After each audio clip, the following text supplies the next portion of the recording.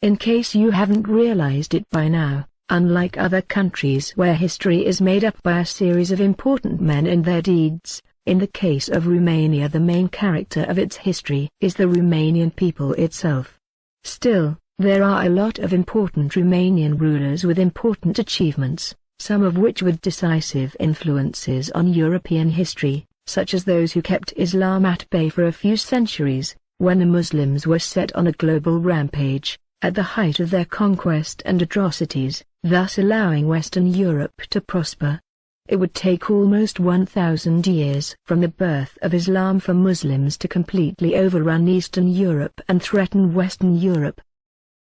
Throughout history the land of Romania was attacked by everyone who had some power in Europe, starting with the Greeks, the Roman Empire, the Persian Empire, the Asian migratory hordes of the Dark Ages, and continuing with the Islamic empires, the Catholic world, the Austrian Empire, the Russian Empire, and ending with the people that controlled Western Europe in the modern era and today with the European Union. As such, a complete unity of Romanian speakers was never achieved. After the conquest of the Dacians by the Roman Empire, the Romanians were organized in small states or were not organized at all during the Dark Ages. In the Middle Ages the first proper Romanian states appear. In the south of today's Romania there was a state called Vlachia by foreigners and simply the Romanian country by the Romanians themselves. Together with Moldavia in the east, these two states would be the only ones of Eastern Europe that would endure up to the modern era, when they were united with the other main area inhabited by Romanian speakers that were still not assimilated, Transylvania. In the Balkans, the other group of Romanian speakers, the so-called Romanian Vlachs, preserved their identity and culture as well. In fact, in spite of the general chaos caused by the empires that tried to rule the Balkans, the Balkan Vlachs were always one of the most successful nations of the Balkans during the Middle Ages and the Renaissance. In the 18th century they became so powerful that the Ottoman Empire was seeing them as the main threat of the Balkans, and as such an invasion of the main centers of Vlach culture was undertaken. The capital of the Balkan Vlachs of that era was the city of Moskopol. This was the largest city of the Balkans. It had over 60,000 inhabitants in an era when Athens, for example, had only 10,000 inhabitants, of which only about 3,000 were Greeks. Moskopol was surrounded by other Vlach cities that were also larger than Athens at that time, with more than 10,000 people, such as Grămoștea, Nicaea, Linca, etc. The only cities that rivaled Moskopol were Western European cities and Constantinople, today's Istanbul, in the east. This was the most important cultural center of the Balkans, with its own banks and universities, and the only city of the Balkans apart from Constantinople that had a printing press, for example. It was obviously the main commercial center of Eastern Europe as well. Its riches and the fact that it was the most important Christian resistance center of the Balkans, with a concentration of over 70 churches, would unleash the envy and hatred of the Muslims and lead to its downfall. In 1769 the Ottomans started attacking the city. The attacks continued for 20 years until 1788, when the Albanian Muslim allies of the Ottomans overran the city and destroyed it almost completely, stealing everything they could. A large part of the survivors left the area occupied by the Albanian Muslims and spread out into Eastern Europe, while the elite of the Vlachs moved to Vienna and Budapest, the main cities of the Austrian Empire. The majority of the Balkan Vlachs have been forcefully assimilated since then in countries like Croatia, Greece, Serbia, Bulgaria, etc. We have already discussed some of the most important ancient leaders and we will discuss the more recent ones later, so next we will discuss a short list of important medieval leaders of the Romanian speakers, not necessarily in chronological order. One of the most successful leaders in European history was Stefan the Great of Moldova. For half a century, he single-handedly managed to stop the Islamic invasion of Europe at the Danube during the height of the Ottoman Empire, while being backstabbed by the Hungarian speakers and the Polish. He was so successful that even in the 20th century old people were preserving legends about him that were passed down to them by their forefathers. Called the Athlete of Christ, by Pope Sixtus IV, he transformed Moldavia into one of the most powerful states of Europe of the day, a state that could not be defeated although it was attacked by everyone around them, from the Polish and Hungarian kingdoms, to the Islamic Empire and the Tatar hordes. The fortresses he built or consolidated all around Moldova still stand today.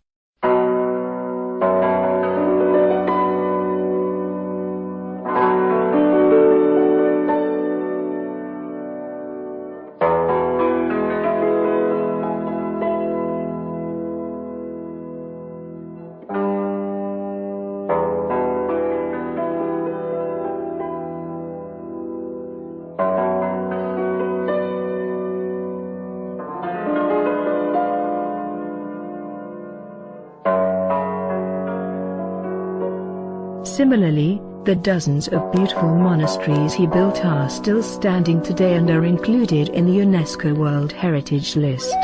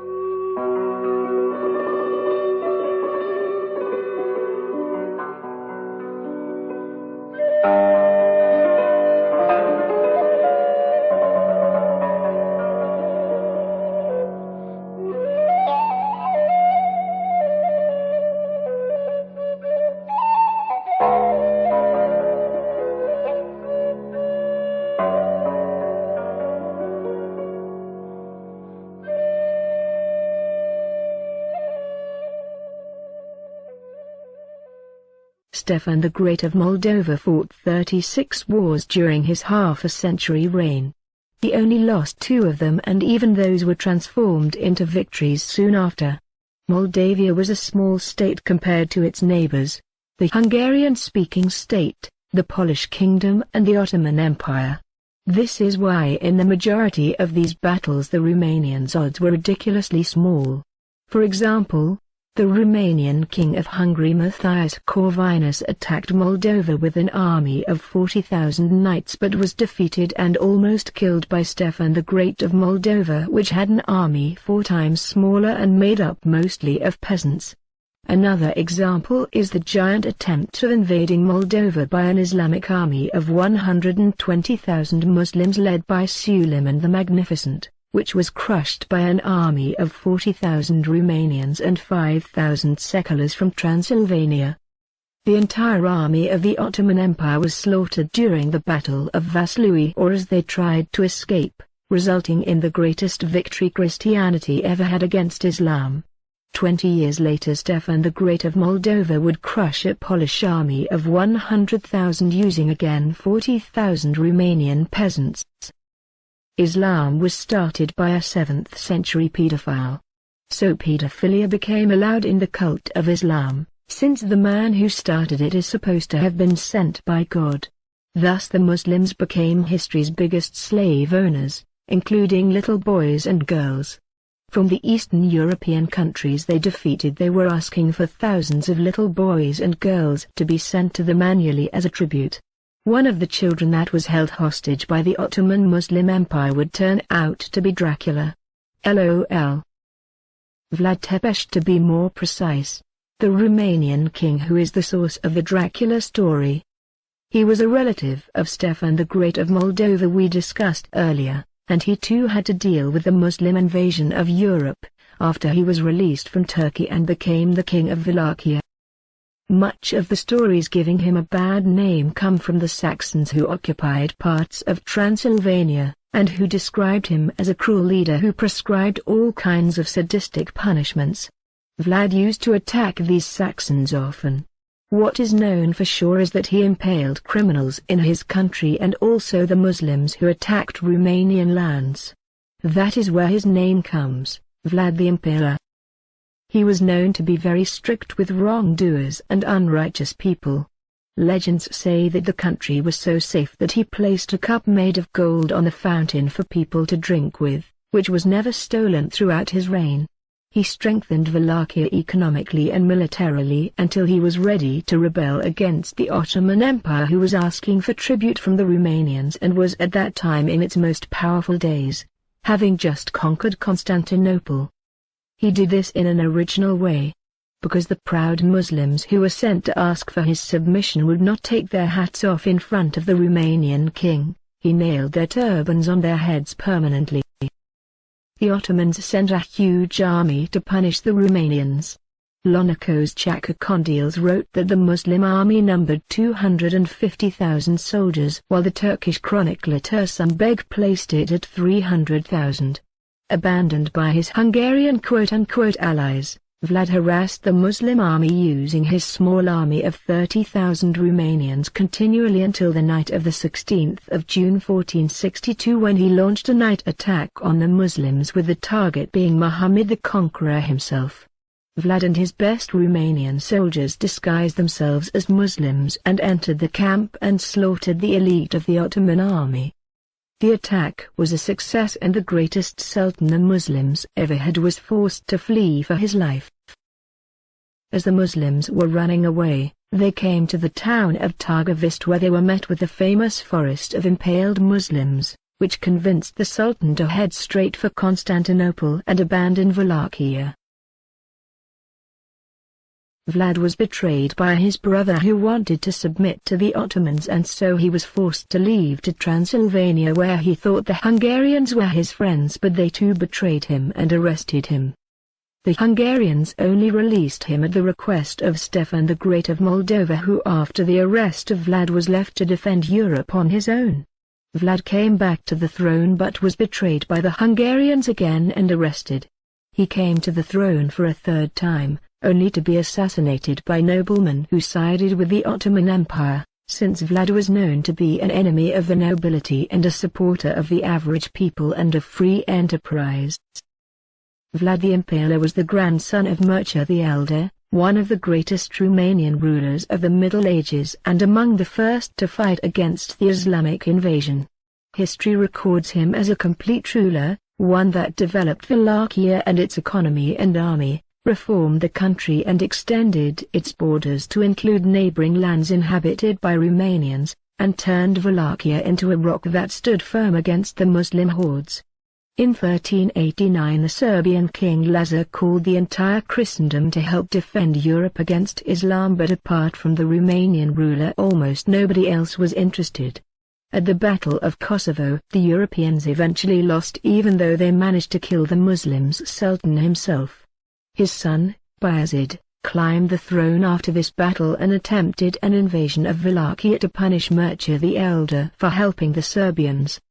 The Romanians defeated the vanguard of the Islamic army but were overwhelmed in a second battle, forcing Mircea the Elder to abandon the throne.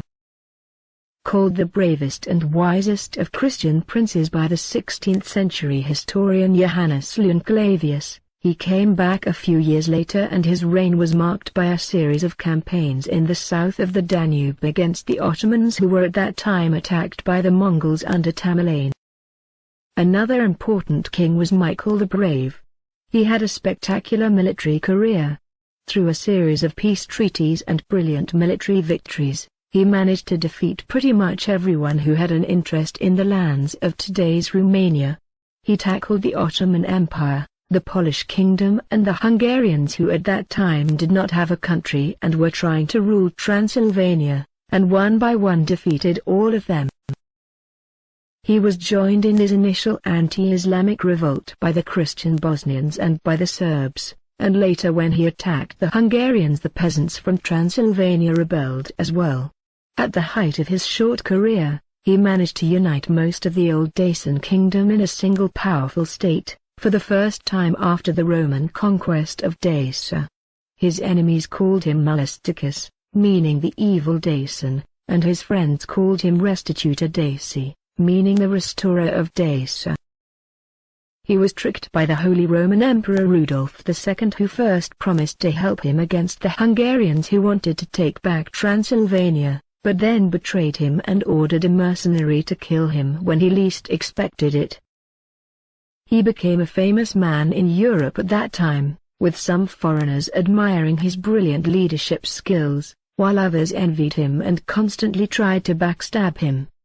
The English ambassador to Constantinople, Edward Barton, wrote about his 1595 victory over the Ottoman Empire, the greatest force of that era in Europe, quote, "What so many emperors, kings and princes couldn't accomplish, was done by Michael, the smallest and poorest of kings, who defeated the armies of the great Sultan."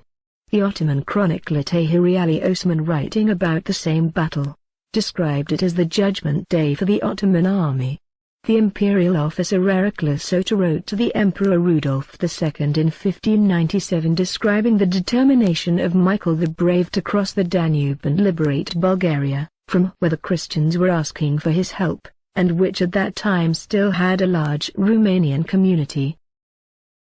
Perhaps the greatest achievement of this man was to unite the simple people from all Christian nations of Eastern Europe under one goal: the expulsion of Islam from Europe.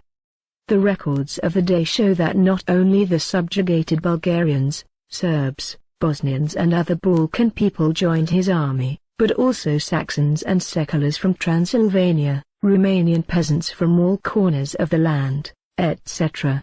He admitted numerous times that the reason why he started his endeavors was to defend Christianity. Romanian history is also full of anonymous peasants who rose to lead revolutions. Being occupied by so many foreign powers for such a long time, there are few countries in the world, if any, that have such a high number of revolts and rebellions, starting with the Dacian revolts against the Roman occupiers, and ending with the modern anti-communist revolutions. One such revolt was the Transylvanian revolt of the Romanian peasants against the Austrian Empire, who at that time was trying to convert the Romanians into Hungarian-speaking Catholics and was treating the Romanian peasants like slaves and destroying their Orthodox churches. Set in a time when Freemasonic revolutions were taking place all over the world and initially started as a rebellion against the Hungarian-speaking nobility that oppressed them for centuries, it became a proper war against the Austrian Empire when it tried to suppress the revolt by force, and ended up as a war for the national liberation of Transylvania, with the leader of the revolution being called Rex Daci, or the King of Dacia in the Austrian painted Chronicle of Vienna. He, a simple peasant, was received many times by the Austrian emperor, something which few people of the era could manage. His revolution made the headlines of European newspapers for years. This man was called Hora. His peasant army liberated the mountains of Transylvania from the Habsburgs and headed into the plains, to liberate the rest of the Romanians. Romanians from all classes joined the rebellion, from serfs to public officers to soldiers of the Austrian army. After a series of spectacular victories of the peasant army against the Imperial Austrian army, the leaders of the revolution were betrayed by a group of companions who were caught and were threatened with torture and reprisals against their families. The traitors were also influenced by the Orthodox priests who were being persecuted in that era and were afraid of the reprisals of the Austrians, so betrayed the revolution. The Austrians made a spectacle of the execution of the Romanian leaders, who were executed using the breaking wheel, a slow and painful death. To avoid future revolts and embarrassments, the Austrian emperor would later abolish serfdom, or slavery. Baron von Preys described serfdom to the emperor in 1778, quote, "The nobility considered the Romanian a man born to be their slave, whose only happiness should be the fact that he is allowed to breathe.